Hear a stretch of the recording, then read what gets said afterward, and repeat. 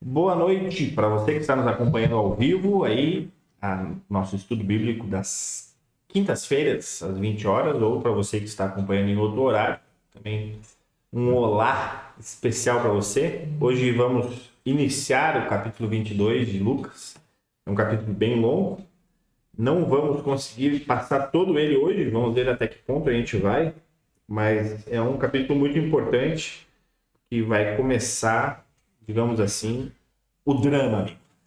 O negócio vai pegar fogo. Enfim, nos acompanha aí no capítulo 22 e desde já boa noite para o André e para o Gustavo também. Boa noite, boa noite.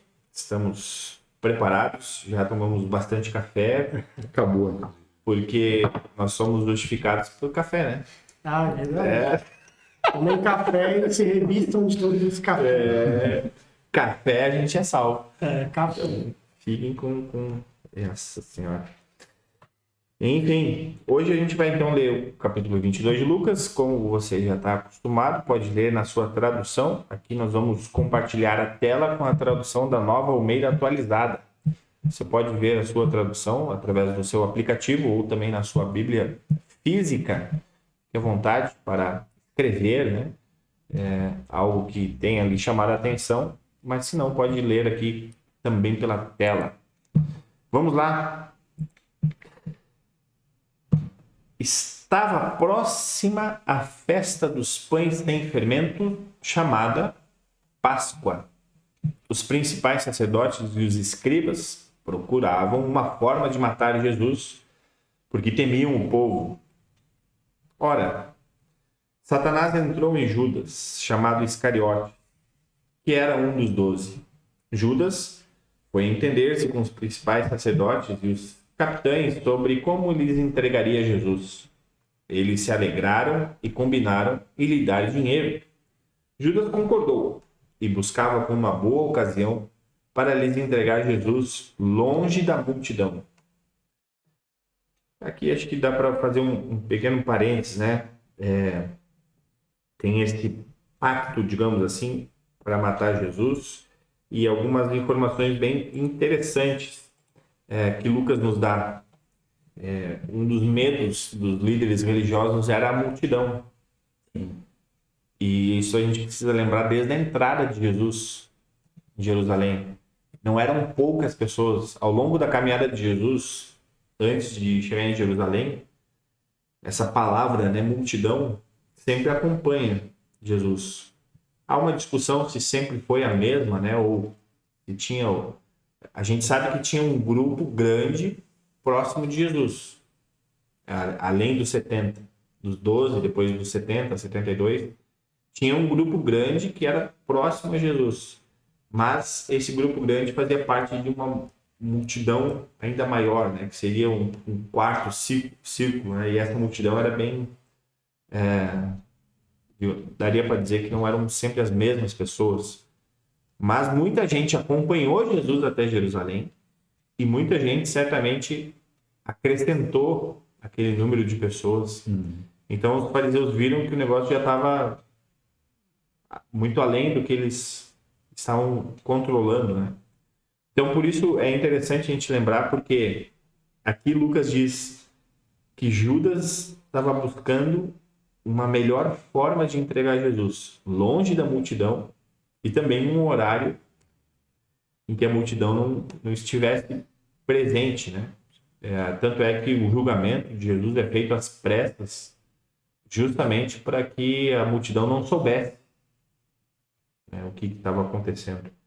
E aqui tem algo que sempre me intriga, e é uma pergunta que acho que eu nunca parei para ler algo sobre isso, mas esse negócio de Satanás entrar em Judas, isso anula a culpa de Judas?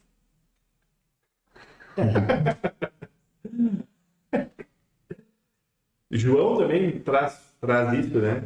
E então os demônios entraram em Judas e a partir disso Judas começa, né? E até se a gente lê o texto de João, diz que isso foi depois da ceia.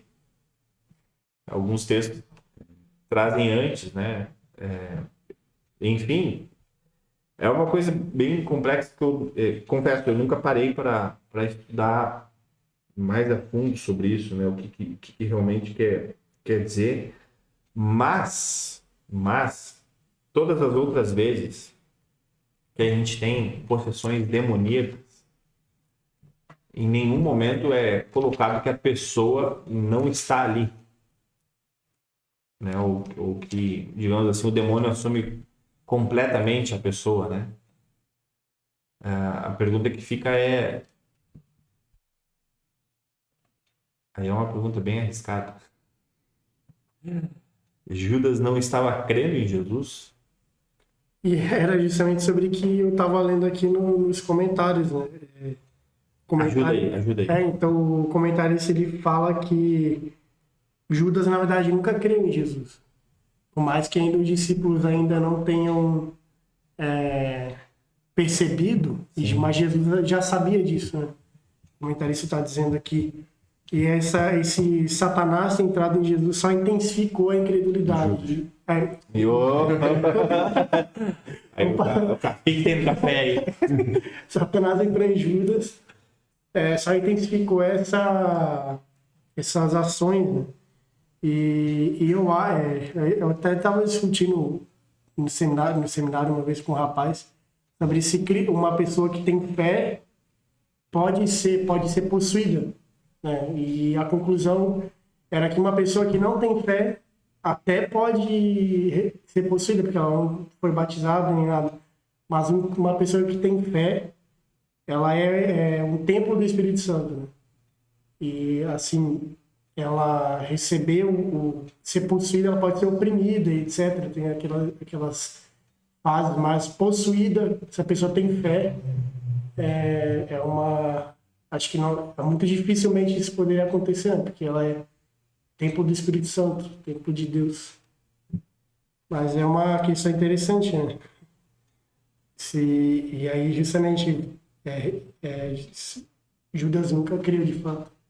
Ou depois que ele viu o negócio, ele creu? Aí eu não sei, porque diz que ele se matou, né? Sei lá. Enfim, o ponto não é Judas, né? Vou continuar em silêncio. Mas essa é uma questão que... Mas de novo, o Lucas não está querendo dar ênfase a Judas, né? Apenas está dizendo algo que aconteceu.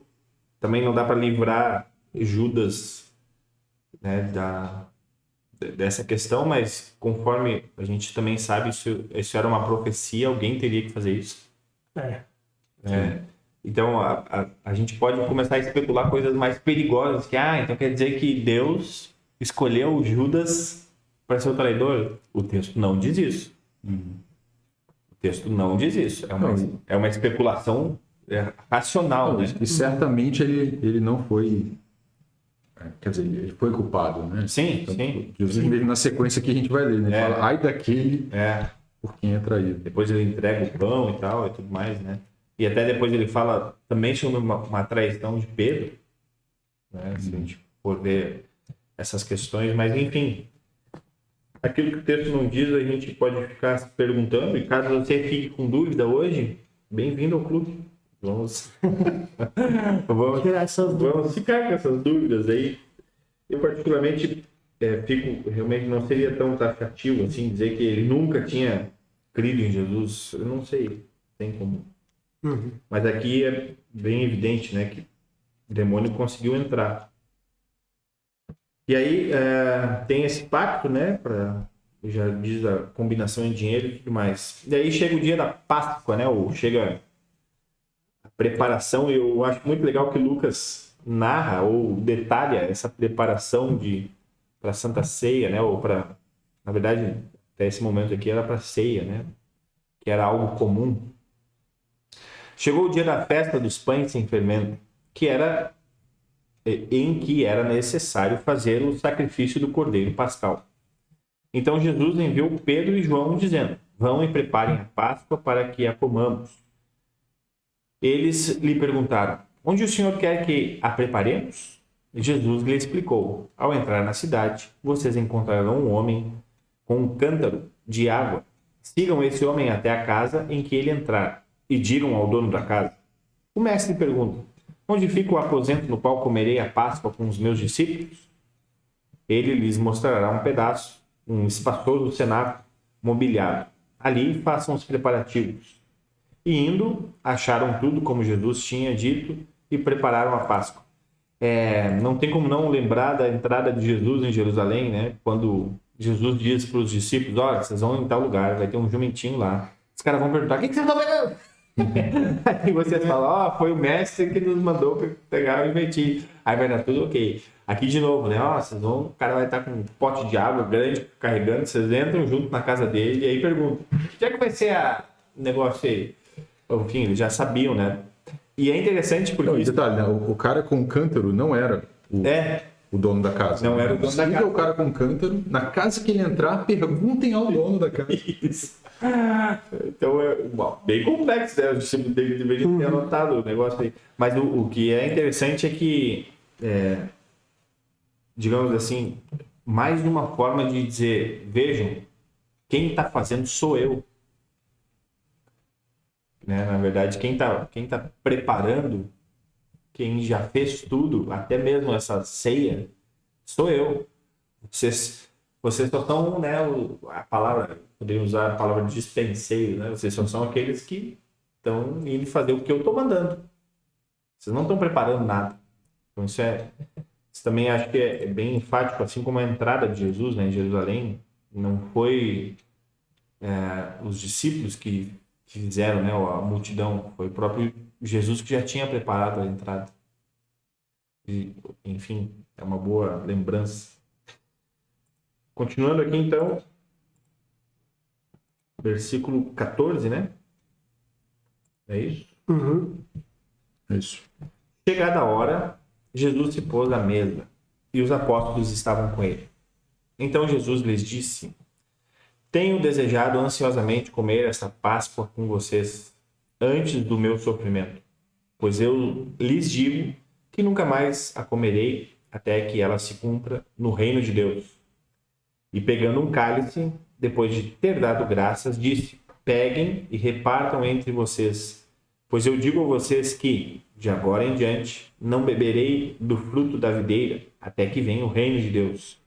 E pegando um pão, tendo dado graças, o partiu e lhes deu, dizendo: isto é o meu corpo, que é dado por vocês. Façam isto em memória de mim. Do mesmo modo, depois da ceia, pegou o cálice, dizendo: este cálice é a nova aliança no meu sangue, derramado por vocês. Mas eis que a mão do traidor está comigo à mesa, pois o Filho do Homem vai segundo o que está determinado. Mas ai daquele por quem ele está sendo traído. Então começaram a perguntar entre si qual deles seria o que estava a fazer isso.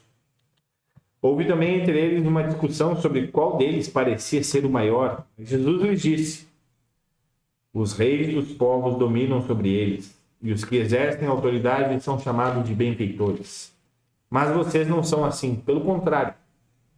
O maior entre vocês seja como o menor, e aquele que dirige seja como o que serve.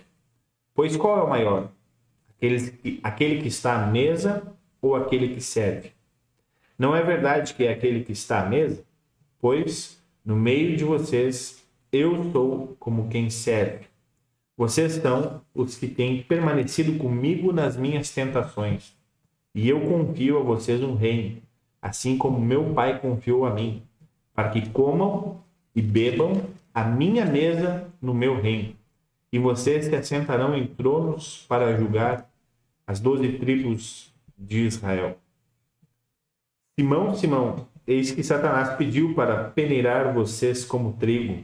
Eu, porém, orei por você, para que a sua fé não desfaleça. E você, quando voltar para mim, fortaleça os seus irmãos. Porém, Pedro respondeu: estou pronto para ir com o Senhor tanto para a prisão como para a morte. Mas Jesus lhe disse: eu lhe digo, Pedro, que hoje, antes que o galo cante, você negará 3 vezes que me conhece. Podemos ir até esse ponto aqui. Deixa eu ver. Dá para seguir ainda, depois a gente arremata, né? Porque ainda Jesus está falando, né? A seguir, Jesus perguntou aos discípulos: quando eu os enviei sem bolsa, sem sacola e sem sandálias, por acaso faltou-lhes alguma coisa? Eles responderam: não faltou nada. Então Jesus lhes disse: agora, porém, quem tem bolsa, pegue-a e faça o mesmo com a sacola. E o que não tem espada, venda a sua capa e compre uma. Pois eu lhes digo que é preciso que se cumpra em mim o que está escrito. Ele foi contado com os malfeitores, pois o que a mim se refere está sendo cumprido. Então lhe disseram: Senhor, aqui estão 2 espadas. Jesus lhes respondeu: basta. Eita, parece jantar de família, né? Começa com a ceia e depois termina em confusão. Pois é, será que vocês não entenderam, né? Chega com o passo da mãe, né? Vocês estão aí brigando para ver quem vai ficar com o último pedaço de carne. Mas, enfim, é um texto muito importante, porque aqui temos o relato da ceia, e dentro desse contexto de que Jesus já tinha preparado, né, esse momento, e é um momento que tem um ensinamento, e na verdade até mesmo um dar de Jesus, né, permanente até hoje, entre aqueles que celebram a ceia com esse sentido de que Jesus está presente ali. Isso é interessante. Alguns detalhes antes de entrar mais nessa reflexão. Temos ali, a gente não teria que tomar um cálice de vinho antes de comer o pão. Aqui é interessante que tem 2 cálices, né? Não 2 no sentido, mas Jesus pega o cálice, dá graças e aí entrega. Obviamente que Jesus está dando a eles e aí depois ele começa a sua preparação, né? Deu graças para o início da ceia, né? Vamos jantar. E aí ele que graças. entregou o cálice, até porque não tem como repartir o vinho, né? Mas é interessante que Lucas faz questão de mostrar isso. Né? Ele que pegou e entregou o cálice. Sim. Aí depois ele parte o pão e dá aos seus discípulos. E depois disso, agora esse que já estava com eles, agora, bebam. E isso é interessante nesse relato de Lucas, porque, de novo, Lucas querendo enfatizar que esse momento é mais um momento em que Jesus está fazendo algo. Não é o cara que estava ali com o cálice dele ali, que já vou. Vamos beber junto aqui. Não, faz questão de mostrar que tanto o cálice como o próprio pão é dado pelo próprio Deus. Sim. E a partir disso ele deixa bem claro, né? Então isso é o meu corpo que é dado por vocês, façam isso em memória de mim. Este é o cálice, este cálice é a nova aliança no meu sangue, derramado por vocês. Sim, eu acho que só puxando um pouquinho sobre esse texto aqui, mas mais por uma questão pessoal, minha mesmo, que venho, né, de uma denominação que enxerga a ceia do Senhor como um simbolismo. No capítulo anterior, né, em Lucas 21, versículo 29, durante o sermão profético ali, Lucas faz questão de dizer: e disse-lhes uma parábola. Né? Então ele deixa claro, agora Jesus está dizendo uma parábola. E na situação aqui da última Páscoa, né, da Santa Ceia, em momento nenhum ele se preocupou em dar qualquer informação parecida. Pelo contrário, né, existe toda essa questão, esse ambiente de extrema seriedade, né, perdi a palavra agora, não era o que eu queria dizer. Mas enfim, onde Jesus claramente diz, é o meu corpo, é o meu sangue. Então, não é uma alusão, não é uma lembrança, uma fala figurada, digamos assim, né? Não representa. Né? Não, até porque realmente, se a gente olhar lá no capítulo 20 também, Jesus passou a contar esta parábola. Foi essa parábola dos lavradores maus. Jesus nem precisava ter dito que era uma parábola. Só ele ter contado na história. Mas Lucas faz questão de, olha, quando Jesus quer fazer algo que representa outra coisa, ele vai usar essa forma. Lucas vai dizer, ó, Jesus estava dizendo isso, mas na verdade ele estava querendo dizer isso aqui. Sim. Então é uma representação. E aqui na ceia do Senhor Lucas não dá nenhum indício disso, né? Jesus então agora está usando esse momento com os discípulos para ensinar para ensinar algo que não é aquilo que está acontecendo. Se fosse um exemplo, né? Então Jesus lá na ceia do Senhor contou essa parábola. Uma vez num jantar, uma coisa assim, né? Nesse sentido, porque o que Lucas está relatando é um acontecimento também histórico. Sim. Né? Algo que realmente aconteceu, assim como a traição de Judas foi um evento histórico.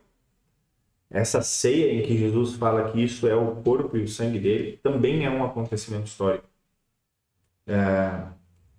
Por isso que a gente preza por...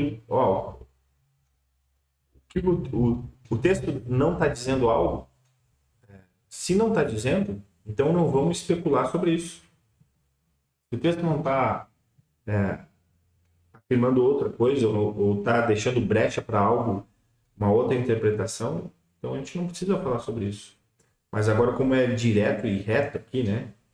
E Jesus não explicou como é que isso acontece, né? Não, peraí, isso que tem até uma discussão, né? Não, quando Jesus, ele estava segurando o pão e estava dizendo isto. Pô, não tem como tu olhar pro texto e Jesus estava apontando com o dedo para mim, parece assim. Pegou um pão e dizendo, isso é pão, isso aqui é um pão, mas isso aqui é escolha. Aí até uma vez o cara zoando, mas até que ele falou a verdade, pô, como é que ele ia estar apontando se ele estava repartindo? E aí explica. Isso. Mas ele é todo poderoso. Surgiu o terceiro braço. Ele estava com o pão lá, o pão se repartiu sozinho com a força da mente, e isso aqui. Ele até pegou um pouquinho de sangue, assim, disse aqui, o meu sangue. Enfim. Não, eu acho que é interessante sobre a ceia ainda, né? Falando até sobre a visão luterana, né, da presença real e pura e simplesmente a presença real, como isso acontece, a gente não sabe explicar. Qualquer um que hoje diz, né, que não existe presença real, que é uma presença espiritual ou que é um simbolismo, está negando o que está escrito na palavra. E qualquer pessoa que tenta explicar como isso acontece, ou, né, tá só criando algo, né, que não tem como dizer se é certo, é por especulação. Esse é o perigo, né, de você não colocar a palavra de Deus como palavra de Deus de fato, né, inerrante. Sim. E verdadeira. Até aqui, fazendo um parênteses, tem uma questão nesse comentário da Nova Almeida Atualizada, a Bíblia de Estudo. Tem um comentário aqui bem perturbador. Luteranos sustentam que o corpo e sangue literais de Cristo estão presentes em, com, sobre o pão e o vinho. Ok. Aí, entre parênteses, algo semelhante ao modo como a água está presente em uma esponja. Eu não entendi. De onde saiu isso? O cara teve... Aí continua. Alguns anglicanos se referem à presença real. Olha só. De Cristo no pão e no vinho. Acho que o cara se perdeu aí, hein? Alguns anglicanos. Eu não sabia disso. Quer dizer... Pode ter uma... A gente usa esse termo, tanto é que nas confissões e nos escritos de Lutero, é bem claro, né? Então, é esse termo, presença real. Aliás, não é consubstanciação. Consubstanciação é semelhante à esponja, à água. A água presente na esponja. Isso aí é consubstanciação. A gente não explica essa questão da presença real. Então, isso é bem claro, né? Então, aqui eu daria uma riscada aqui nesse negócio da esponja. Cara, que loucura isso. Pois é. Enfim. E outra coisa interessante sobre esse texto ainda, né, é que Jesus fala, não comerei, nunca mais a comerei, né, essa ceia de Páscoa, até que ela se cumpra no reino de Deus. Mas aí lá em Lucas 24, daí ele mostra, né, os discípulos no caminho de Emaús, e Jesus chega lá à casa, aquela casa, e de novo parte o pão e divide o vinho, né, entre eles. E daí eles identificam que é Jesus. Ali os olhos deles são abertos para saber quem era que estava caminhando do lado deles. Então dá para dizer assim, da ressurreição de Jesus, após a sua ressurreição é quando se cumpre o reino de Deus. Então o reino de Deus ele tá pronto, né? Mas tá feito, já está preparado, só ainda não tem essa segunda vinda, né? Mas ele tá pronto, foi cumprido, Então, ponto. né? Nós cremos na presença real de Jesus. Ele não participa depois? Jesus participa. Participa. Hoje ele ainda participa, né? Como é que ele diz aqui? Cadê o versículo?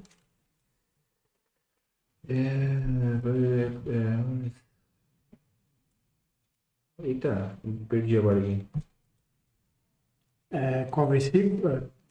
Qual está Aqui, pois eu lhes 16, pois eu lhes digo que nunca mais a comerei até que ela se cumpra no reino de Deus, e pegando o cálice depois, pois eu digo a vocês que de agora em diante não mais beberei do fruto da videira até que venha o reino de Deus.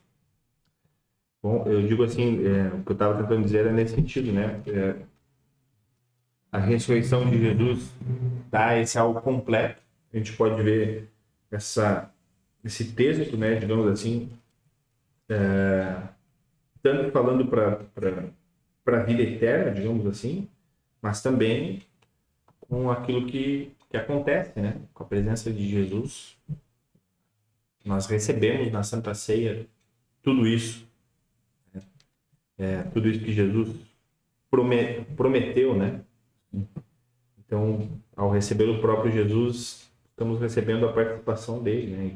Isso é importante também. Enfim, tem mais alguma questão sobre a ceia? Eu não vou nem olhar mais aqui o comentário, olha. É que essa aqui não é exatamente luterana, né?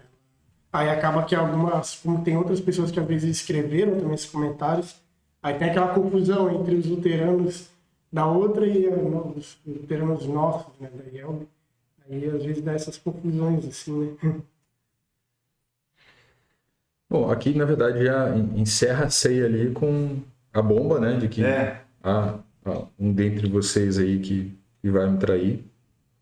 E aí eu achei curiosíssimo aqui o quanto mostra que os discípulos são tão humanos quanto nós, né? Porque, tipo, eles começaram a discutir entre si, perguntando quem haveria de ser o traidor, e já terminaram discutindo qual deles era o maior. Tipo assim, não, eu não vou trair porque eu sou melhor que todo mundo. Se fosse eu a trair, eu não seria o melhor. Mas é a segunda vez, né, que os discípulos, segunda vez, pelo menos relatada, que os discípulos perguntam, né, quem é o maior. Até aquela, acho que Mateus e Lucas falam dessa outra parte. Sim. Eu não estou lembrando exatamente quando. Mateus 20, 25.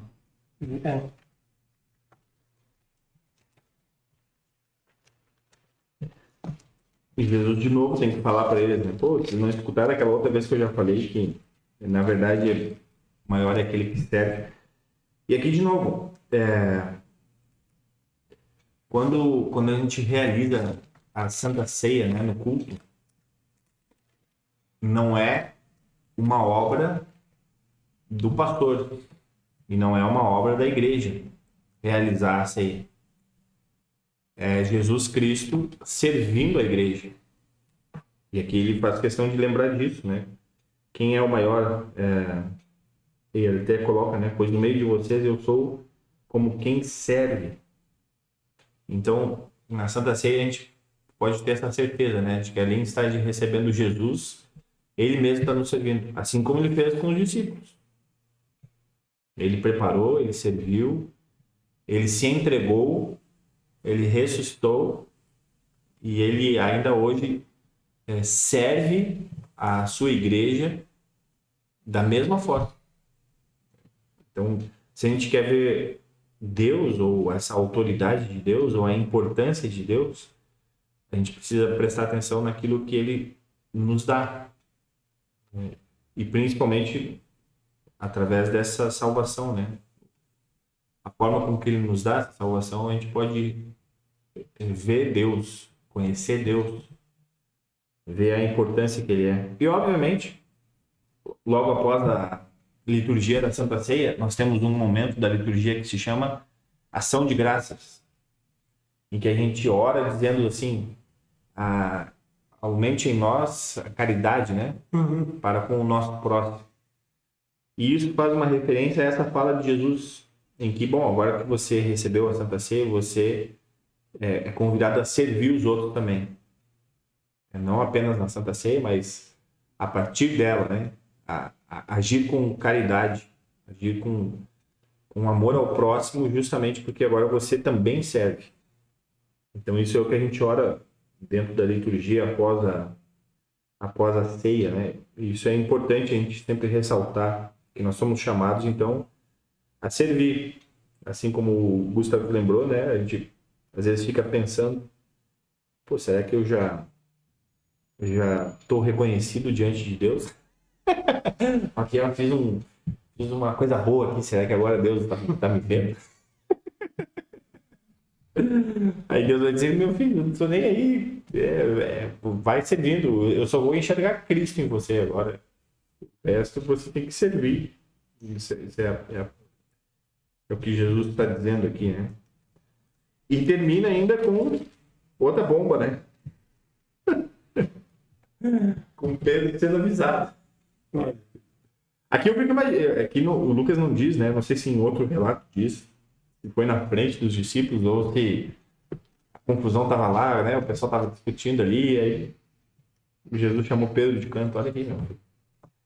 E isso é uma das questões que eu fico também me perguntando, assim como me perguntava com Judas, né?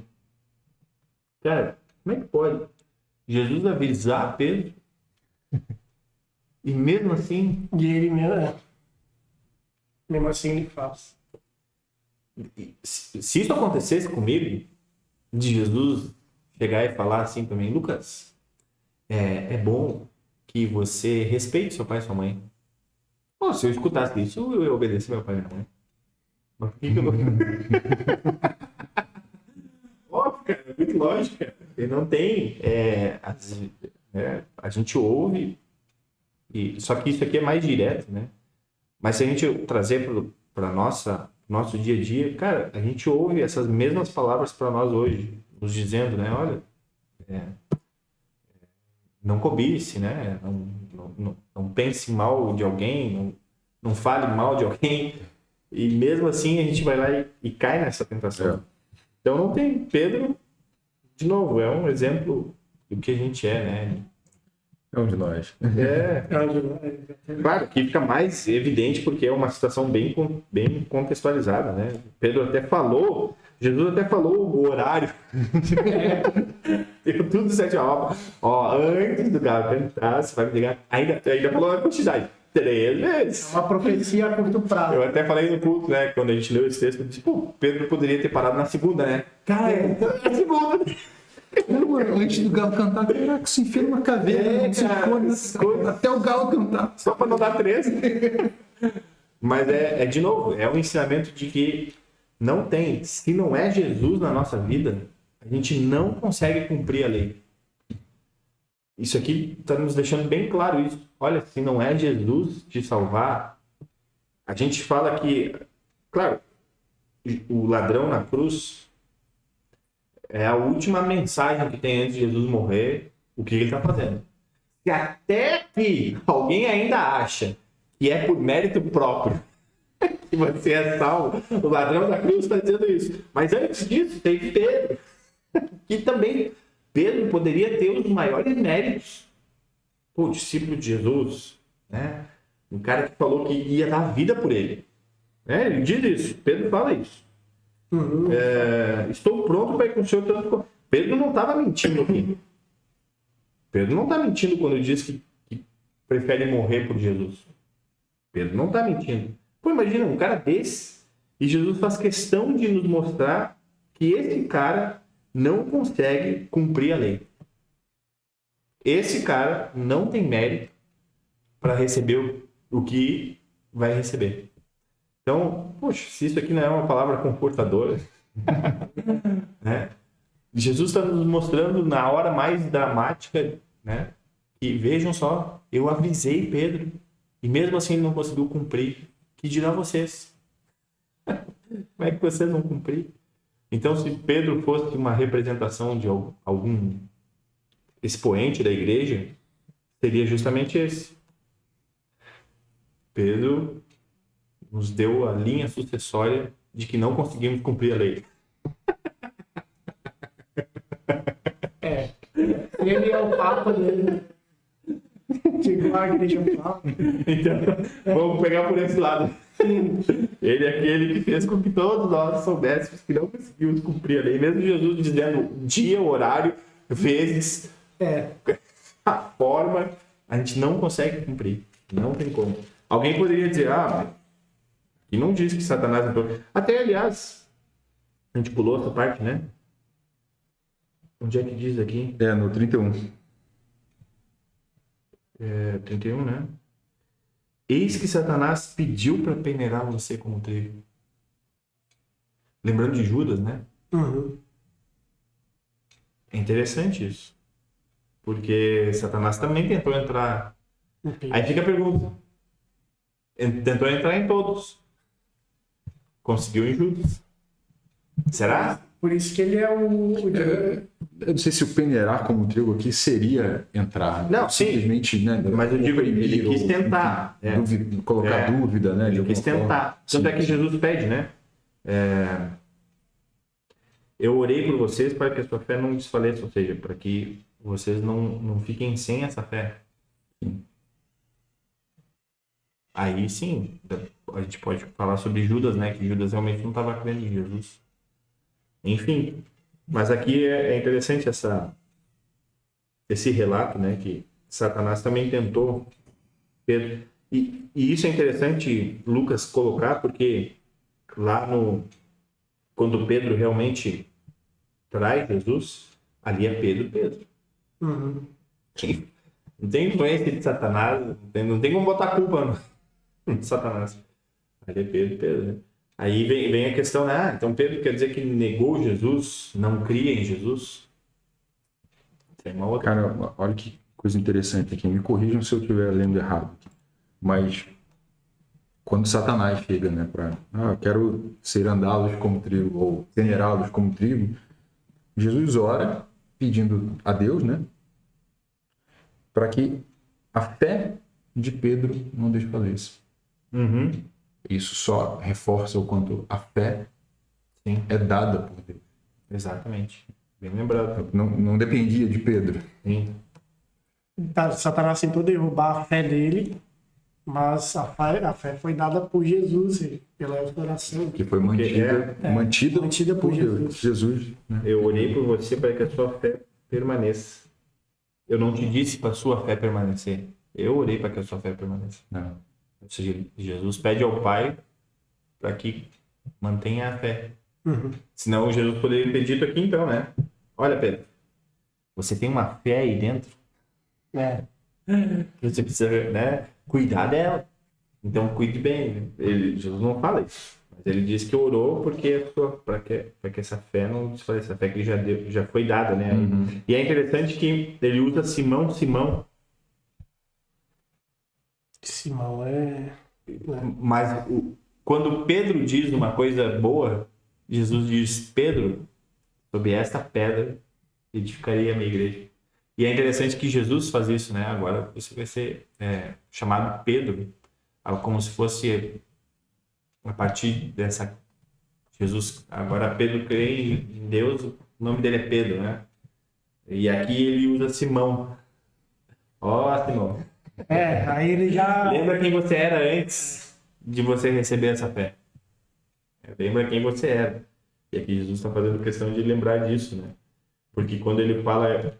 Quando Pedro diz que Jesus é o Messias, e a gente tem que lembrar disso, né? Foi Pedro que disse. Uhum. O Senhor é o Filho de Deus, né? É o Messias. Aí Jesus diz, sobre o que você falou, a igreja vai ser edificada. E aí o Jesus usa Pedro, e aqui ele usa Simão. Cara, Jesus é sensacional. Ele dá Não, é uma... engraçado que logo aqui, né? Quando Pedro responde, Senhor, estou pronto a ir contigo até a prisão e a morte. Jesus responde, digo-te, Pedro. Aí usa Pedro de novo. Aí usa Pedro. Que hoje, antes do cantar do galo, você me negará 3 vezes.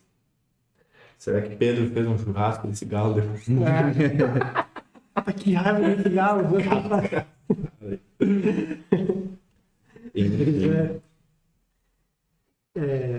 Eu já imaginei Marcelo, olha. O galo cantando aqui. Vou uma pedra, mostra Pedro lá revoltado. Pedro, sobre esta pedra, pum, pega a pedra e... A pedra foi dada a Pedro, né? Já que a pedra foi dada a Pedro, então joga no galo. Essa é uma heresia. Essas teologias... Estamos inaugurando uma nova teologia, né? A teologia cômica. Bom, e aí depois tem a questão das 2 espadas ali, né?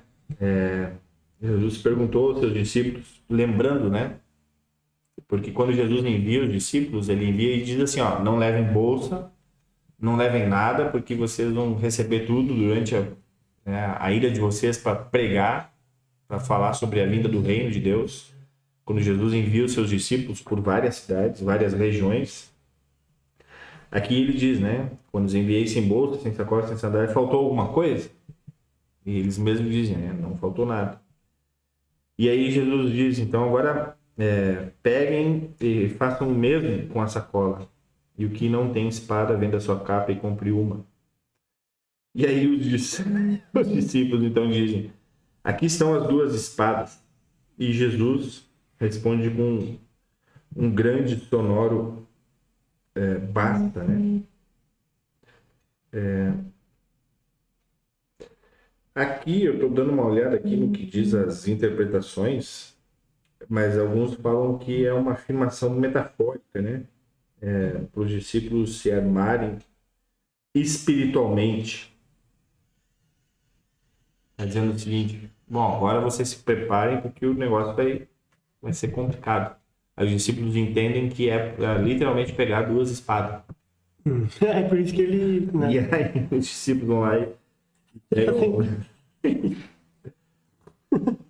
Pois é, né, cara? Mas se bem que depois essas espadas, né, ou facas, digamos assim, são usadas para justamente cortar a orelha do soldado lá depois. Uhum. Mas o que Jesus está dizendo aqui é que eles precisam se preparar, né? Mas lembrando, o que vai acontecer vai ser algo difícil. Mas fiquem tranquilos. Se antes eu enviei vocês para algo difícil e não faltou nada, agora também vai ser a mesma coisa. Vai acontecer uma coisa difícil, né, que vocês precisam estar preparados, mas não se preocupem que também não vai faltar nada. Vocês não vão precisar fazer nada.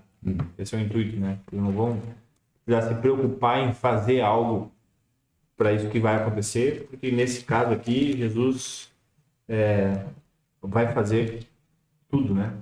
Já está fazendo tudo, na verdade. E a gente encontra base para isso em João, né? Em que Jesus justamente demonstra estar mais que ele passa essa tranquilidade para os discípulos quando ele fala lá, né, na última ceia, para eles não ficarem angustiados. Mas ele fala que ele vai estar presente o tempo inteiro. Mesmo ele vai seguir esse caminho que os discípulos não podem fazer, somente ele pode fazer, mas ele vai voltar e não vai deixar eles órfãos, né? Sim. Aí ele em João fala isso, e justamente está trazendo essa tranquilidade. Se vocês até agora tiveram tudo foi dado tudo a vocês para se manterem firmes, não vai ser diferente agora. Uhum. Meio que dizendo, por breve momento, né? São 3 dias. E aí ele vai citar. É interessante essa parte aí. E para nós, basta? É. A gente encerra no basta aqui? Acho que sim, né? Sim. Bom, se você está querendo ver os próximos episódios, não perca que agora o negócio vai pegar fogo. Agora vem momentos tensos. Como você já viu, Jesus já deu um spoiler sobre Pedro. Agora é treta e churrasquinho de galo. Agora é pedra cantando. É. Mas enfim, espero que você também tenha tido algumas dúvidas, né, em relação ao texto. Caso você tenha, pode escrever aí nos comentários ou mandar mensagem especificamente para nós. Nós também queremos responder. Mas até semana que vem, vamos continuar esse capítulo 22. Queremos ir até o versículo 65, né? Depois iniciarmos uma nova sessão. E assim vamos andando. Estamos quase no fim de Lucas. Lembrando que a nossa ideia é lermos Lucas e depois continuarmos com Atos. Ok? Deus abençoe vocês, que esteja com cada um de vocês nesta noite de descanso ou nesse dia que está se iniciando. Mas sempre lembre que Jesus já fez tudo por você e Ele está com você nos momentos de tentações. Então lembrem disso, creiam nisso e aproveitem para, assim como a gente está fazendo aqui, tomando um café, conversando, aprender como esse Jesus é importante na nossa vida a partir do que Ele fez. Boa noite para vocês dois. Boa noite. Levem suas espadas com vocês. É verdade. Minha espada diz que a esponja tem. Você é como uma água com esponja. Vou falar que Precisa de uma outra espada. vou pegar no próximo culto, vou pegar uma esponja e vou botar dentro. Agora só, gente. Vocês querem ver o que acontece com a hóstia? Pois é. Por isso que molha a hóstia no vinho. Tudo faz sentido agora. Agora Eu estava ensinando errado até hoje. Tem que molhar a hóstia para o sangue ficar dentro. Não. Aí você não tem perda de elementos ali. Exatamente. Falou. Valeu.